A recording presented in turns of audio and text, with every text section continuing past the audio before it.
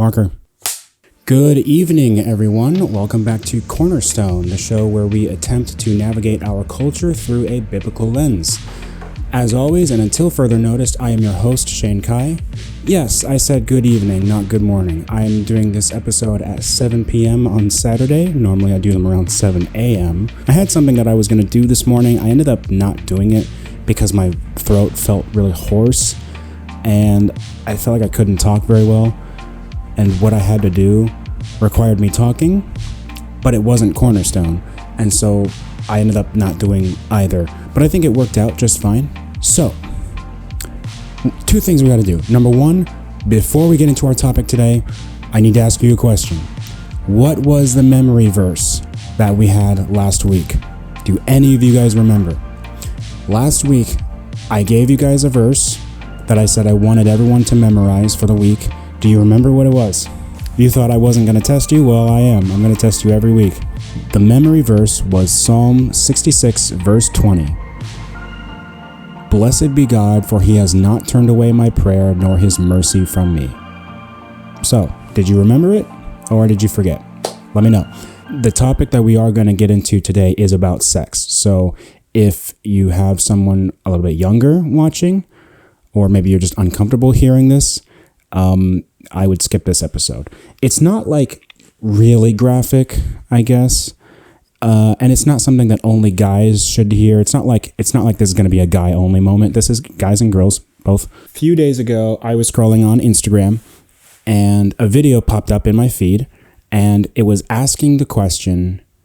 Well, actually what it was is I think a bunch of people, a bunch of influencers, like Christian influencers, were at some kind of event and some guy was standing outside with a microphone, as people do, because this is 2024. Everyone has a microphone, everyone has a camera, and they're always trying to point it in your faces. So he's waiting for people to walk out of this event, and he's coming up to them and talking to them. And one of the questions he asks them is do you believe that contraception is a sin? Now, what is contraception? You might be asking. Contraception is the deliberate use of artificial methods or other techniques to prevent pregnancy as a consequence of sexual intercourse. Okay? So right away, that might sound like a bad thing, but I think a lot of people might, when they hear the word contraception, they might think of something like abortion. But abortion is a form of contraception, but there are other forms that mean totally different things. The major forms of artificial contraception are barrier methods, of which the most common is the condom, the contraceptive pill, which contains synthetic sex hormones that prevent ovulation in the female, and of course, abortion. So the guy was asking the question to these people, is contraception a sin? Is contraception against God? And the answers that he got in the video is yes, contraception is against God. Things like abortion, the Plan B pill, a condom, things like that. They were claiming that it is against God to get in between how life is created. You know what I mean? Like it's against God to be the one to make the decision of whether or not life is created. That's what their claim was. And I wanted to talk about this because I had some choice words. I myself had to weigh in on this. I'm like, there's no way I'm not going to talk about this. And I went into the comment section of that video on Instagram and I started saying my piece, and a bunch of people were disagreeing with me. A bunch of people were trying to attack what I was saying. And it was through those other comments that I got on my comment, right? It was through all those conversations I had with people, I realized something. The Instagram account that posted that video is a Catholic account. And I was like, oh, okay. So this is a Catholic account claiming that contraception is against God. Okay. The plot thickens. And I started doing a little bit of research on it. And I came to a term called onanism. Okay, so this is coming from the Catholic website itself, Catholic.com. Contraception is wrong because it's a deliberate violation of the design God built into the human race, often referred to as natural law. The natural law purpose of sex is procreation. Hang on to that. That will be important later.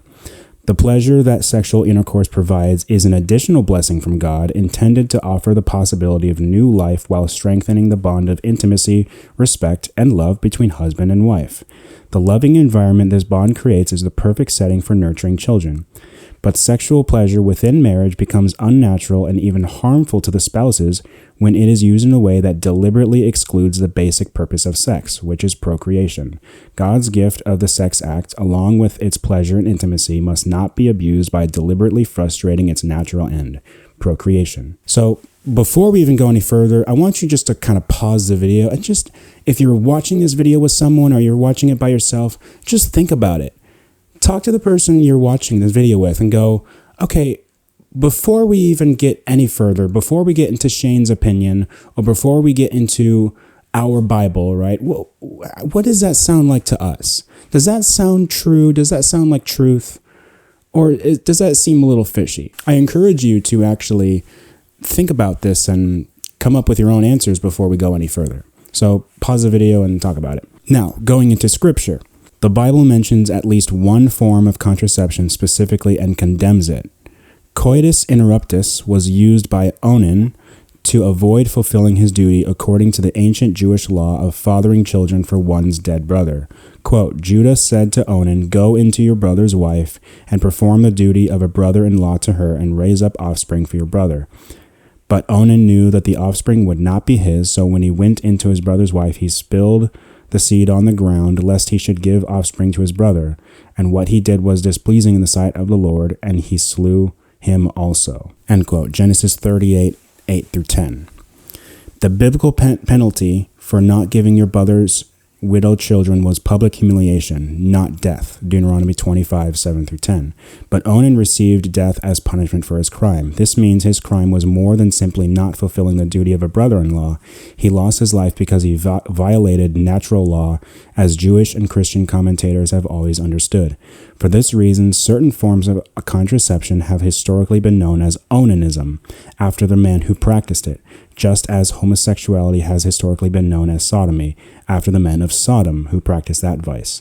Okay, so now you know why it's called onanism, because the man was named Onan. Okay, so what is onanism? Well, onanism is a lot of things. Onanism can be defined in a lot of ways, but in this context, it's defined as any way of barricading procreation, right? So if you have sex with a woman and you get her pregnant and you decide to have an abortion, that could be described as contraception, because you are killing the child and therefore keeping the woman from having a child, right? The Plan B pill is another example. If you have sex with someone and then they have the Plan B pill afterwards, that kills the child, that kills the fertilization, right? Done.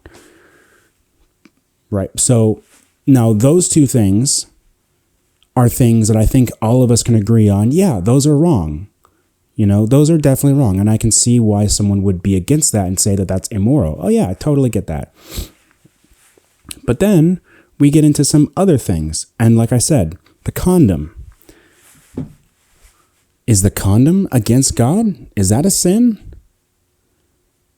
And you start thinking, you're like, well, is it?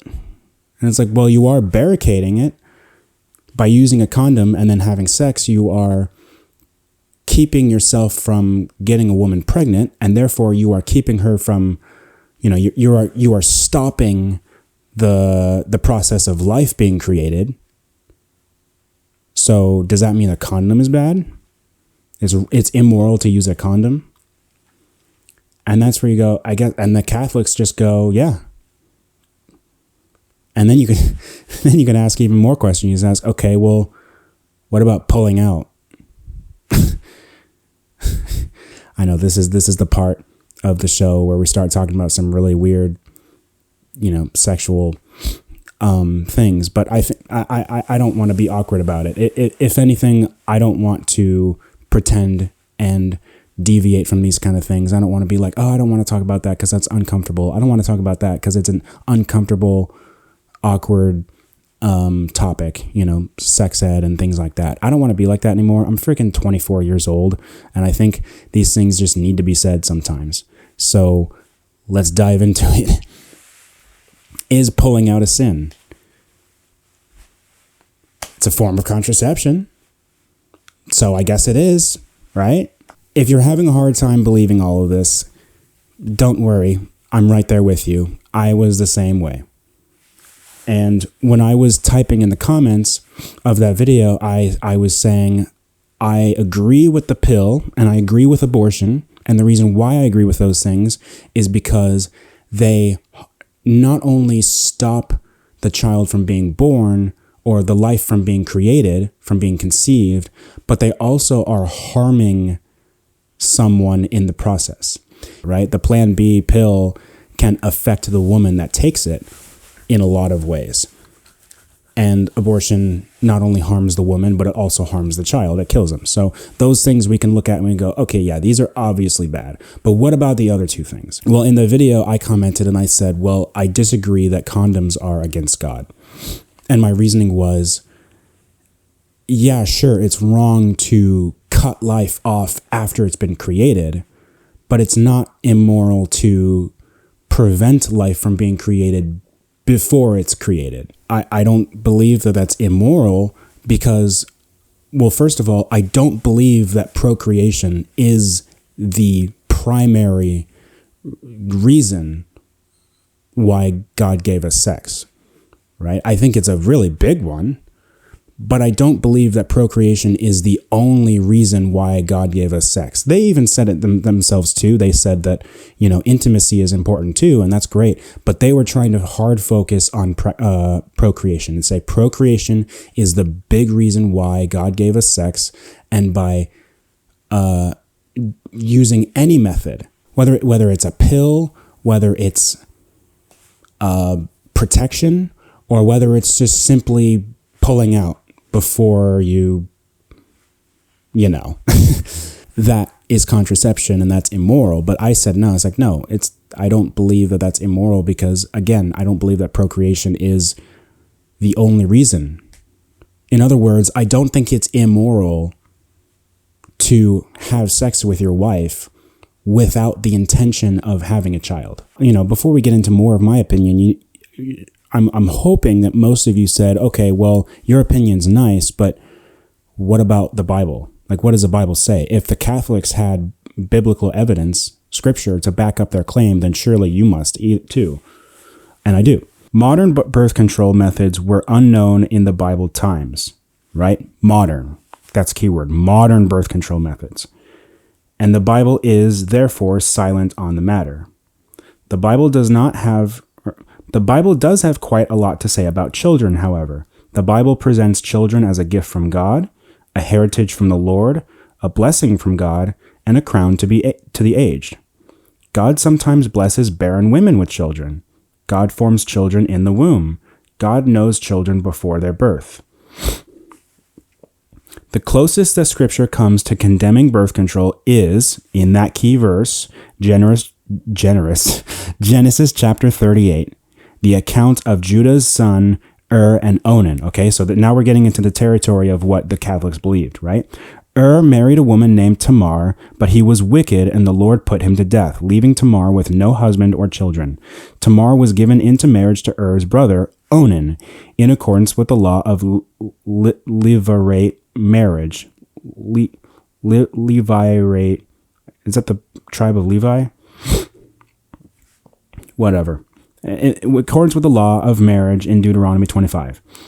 Onan did not want to split his inheritance with any child that he might produce on his brother's behalf, so he practiced the oldest form of birth control, withdrawal. Okay, so by saying he was spilling his seed, what that means is he basically pulled out. Okay, that was what that was.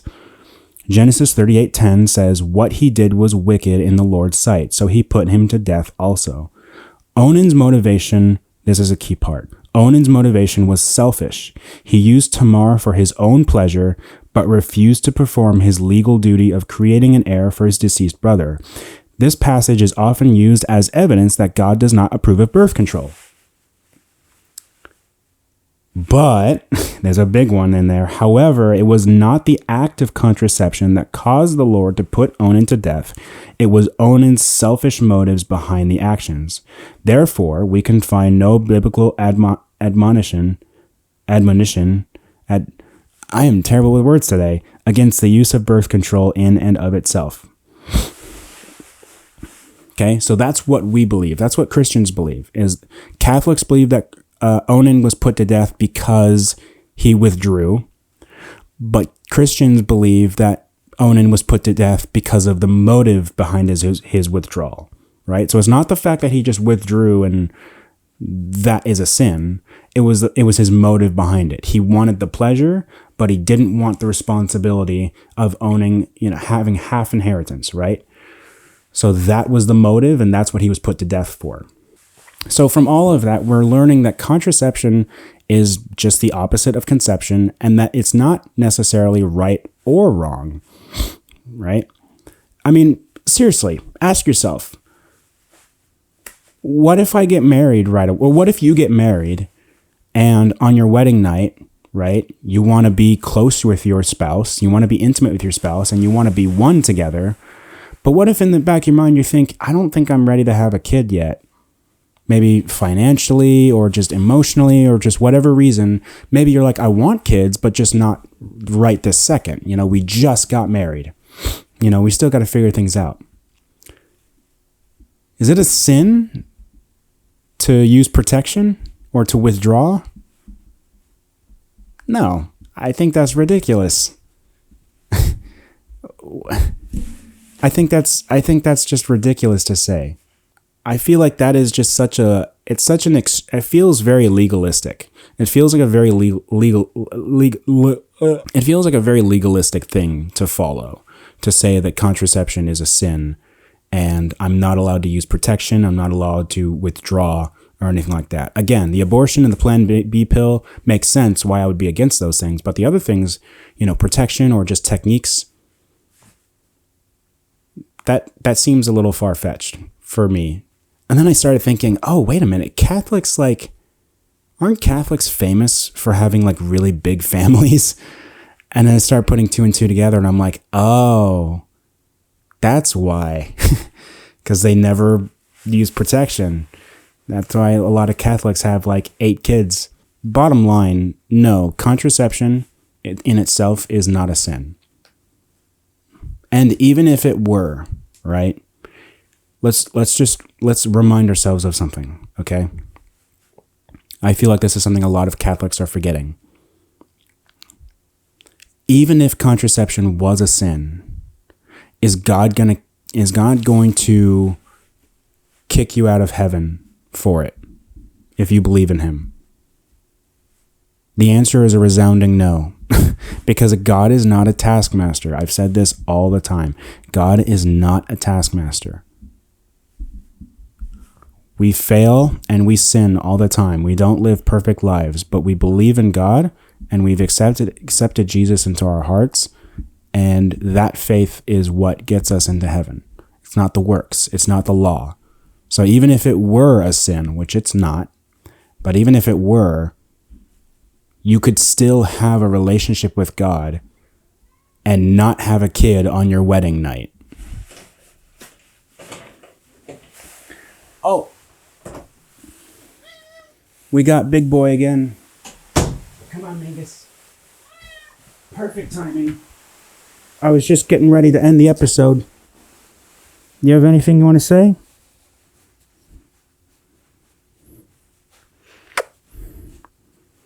Do you believe that contraception is a sin? Do you know what contraception is? Not really. He's a cat. Okay. Yeah, he doesn't like it. You're a big boy. So, be encouraged. You don't have to have a kid on your wedding night. Enjoy your marriage. Enjoy your wedding. Enjoy your time with your spouse. Because that's what I plan on doing, personally. When I eventually get married, I want to have kids for sure, but I am a firm believer in not having kids right away. Like I want to have kids, but I want to be married just with my wife, right? I just want to be with my wife and just have that relationship for a good 3 to 4, maybe even 5 years before I have a kid. So I just want to enjoy life with my wife. Enjoy life with my wife before having some kids. Am I going to go to hell for that? Really? Our devotional for today is in Romans. This was a verse that I was it's a verse that I was recommended. Romans 13:12, just one verse. And the verse says, "The night is far spent, the day is at hand. Therefore let us cast off the works of darkness and let us put on the armor of light." And that is going to be our memory verse for this week, okay? The night is far spent, the day is at hand. Therefore let us cast off the works of darkness and let us put on the armor of light. It's like, therefore, the night is far spent. We've lived our whole lives. The day is at hand. The time is now. Let us cast off the works of darkness. Let us rebuke our sin. Let us drop it in the sand. Let us, by the way, this is how I understand verses better, when I try to speak them in my own words and I try to like use synonyms, right? It just helps me understand verses. Let us cast off the works of darkness. Let us leave our sin behind and let us put on the armor of light and let us follow God and let us burn the flame higher. Let us live righteously. That's our verse for this week. Really good verse. Didn't really have anything to do with the topic at hand, but that was a verse that was recommended to me by my counselor, and it was just a very encouraging verse. Can you get out of the way? Get out of the way. Or do you want to... Come on.